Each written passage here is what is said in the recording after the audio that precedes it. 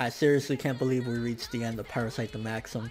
Never in a million years that I think that Parasyte was going to end up being this great of a series, this great of a story, and have these great of characters and this great development, everything that it did. Honestly, like this review, I want to talk not only just about this final episode, but also just how I feel about the series in general.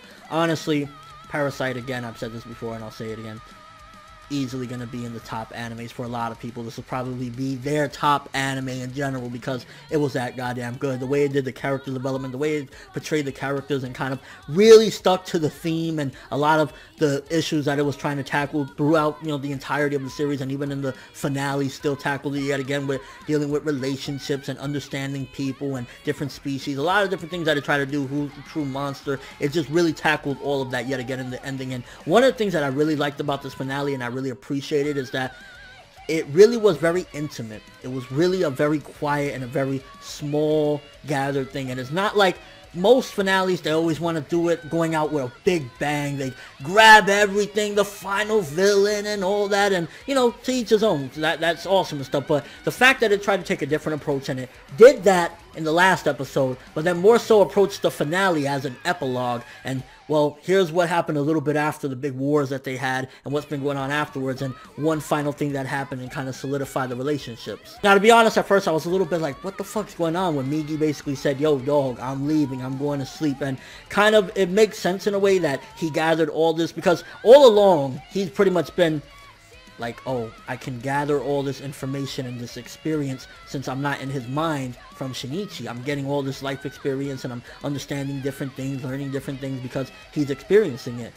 With Goto, he had 5 different lives, 5 different parasites, all sorts of, you know, information, and it's like, well, I'm going to sort through this now. And at the end of the day, I think he gained enough of an understanding of who Shinichi was and who Shinichi wants to be, the life that he wants to live, and everything that they've been through, that he's like, I'm going to give him what he wants, and he wants to be normal. He don't want to go through this bullshit anymore, and I'm going to respect that. So the fact that Migi did that, and you could tell that Migi cared about him just as much as Shinichi wanted to be with Migi. Migi really cared about being with him too, and he was like, well, thank you for everything, but I'm going away now. It was very unique, honestly. It was just a unique way to do it. Some might say, yeah, it kind of just came off out of nowhere, but honestly, it was just like, it's time to say goodbye. We've been through a lot, but I know you want to live a normal life, and sometimes you gotta sacrifice the people you want to be around so that they can be happy. And that's, once again, going all into his character development. That's how deep it is, that his character development brought him to this conclusion that he wants to live normal. He needs to live normal. And yeah, at the same time, he does have his own purpose that he wants to, you know, sort through all this information, and that's going to mean that he's going to be asleep for a long time. But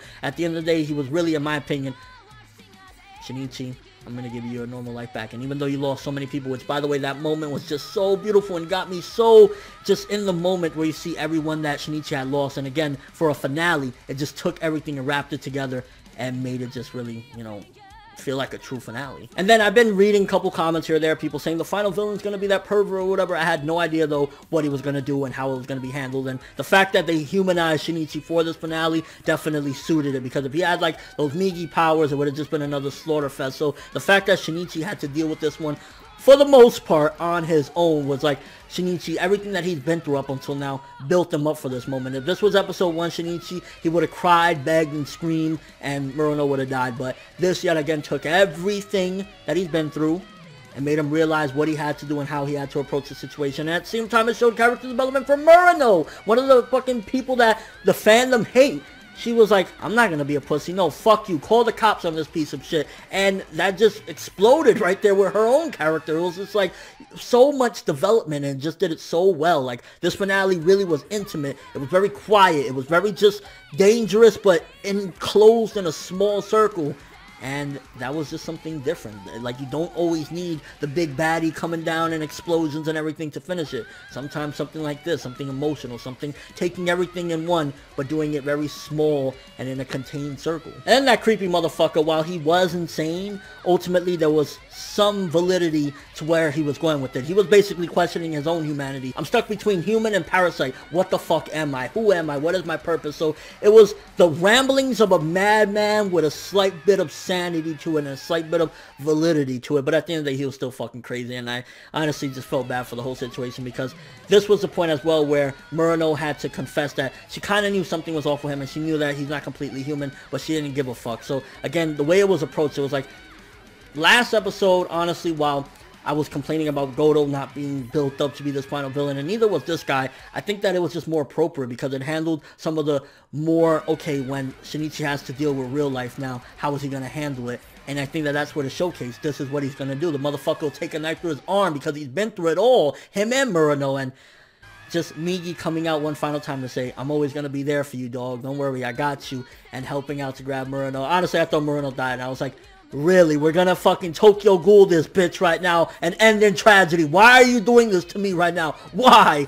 But honestly, some people are going to call it cliche and, oh, happy ending, whatever. I really don't give a fuck. I honestly would have think that it would have been a tragedy with everything that Shinichi lost in this one for Migi not to help him out this one final time and say, bro, I'm gonna be there for you. You lost too much already. You lost your mom. You lost everybody. I'm there. So the fact that it ended like that, I think that's what the character Shinichi deserved with everything. He's been through hell. He's been through hell. And to lose the one last person, and when he was down there, like everything, the execution of it all, honestly, this was an amazing ending. It was. Like, you can argue, you don't like Murano, that's fine, that's your own personal taste. You can say that it's cliche, you didn't like it being a happy ending. This was a tragic character that's been through fucking hell. He deserves some happiness. The most fucked up things has happened to this guy. Give him an inch, alright guys? So yeah, I don't give a fuck. I'm giving this one like a 9.5 to a 10. It just really felt great to almost perfect. Like, the small complaints would be like, if you want to complain about it, you still really can't say it's less than great. You really, it just took everything that the series stands for and took everything that we've learned about these characters and what they've been through